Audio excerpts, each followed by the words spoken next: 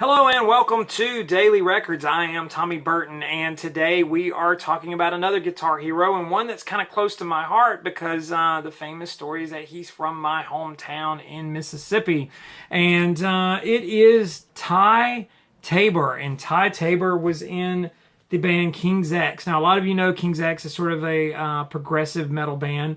This is their first album, Out of the Silent Planet. Released on March 28th, 1988. Now the cover here, and we talked a little bit about ZZ Top and Tejas. Here's the bottom of Texas there, and there's the Houston skyline. I think King's X was based out of Houston, and there's a little photo of the band, little power trio down there on the back cover.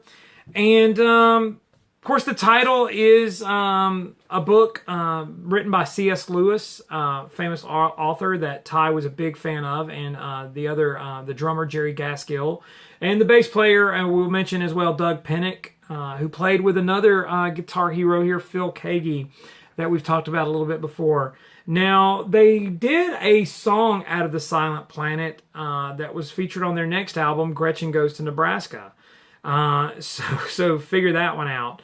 But this was their first album, and a lot of people know King's X from the 80s because they're, like I said, a progressive metal group, and there they are looking very 80s. There's Ty, Doug, and Jerry right there. Looking rather 80s there on the Megaforce label. Now, they kind of combine several styles. Like I said, progressive metal is a good description, but there's also some flourishes of metal, funk, and a little bit of soul.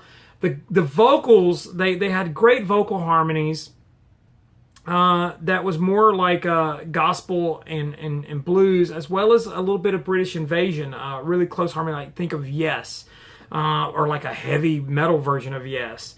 Now, a lot of people get this band confused with a lot of Christian music. A lot of Christians proclaim this band, particularly with the ties to C.S. Lewis, and plus the members have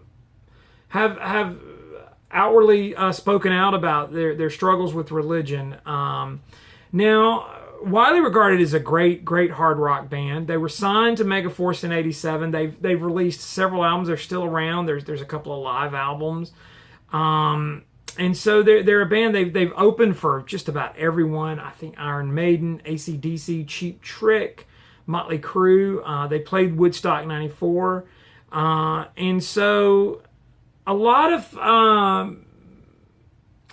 the lyrics and a lot of the things, they've been labeled as a Christian rock band. I don't want to say that this is a Christian rock band, and just to give maybe a good overview, yes, there is a spirituality and a Christian leaning in a lot of their music and lyrics, but I don't think they necessarily view their music as a ministry, as I think of a pure Christian rock band. And I've talked about that before in some other videos, particularly when you talk about artists like Phil Keaggy and bands like that, or artists like that I think they do view their music as a ministry, but I don't think this band necessarily does. But this is a nice, slick album, and I want to mention one of the tracks in particular, the second track, Goldilocks, which is a power ballad. I remember dancing to this in junior high school at a junior high dance. King's X was really popular in my hometown because of ties to it. And so the band probably had a little bit more of a following there than they ever really had on a national scale. But those that know about this group, one of the better progressive hard rock bands out there. Really musical, really interesting. And Ty Tabor is a fantastic guitarist. But really interesting because he's not one of those that just runs out and starts being flashy and trying to wow you with all this technical prowess. But worth checking out. The first album, Out of the Silent Planet by King's X. Today's Daily Record. Like, comment, subscribe, share. Follow me on Instagram and Twitter. It's TommyBurton75. Check out my other channel, Tommy Burton's VC channel. In the meantime, I will see you all again tomorrow with another Daily Record.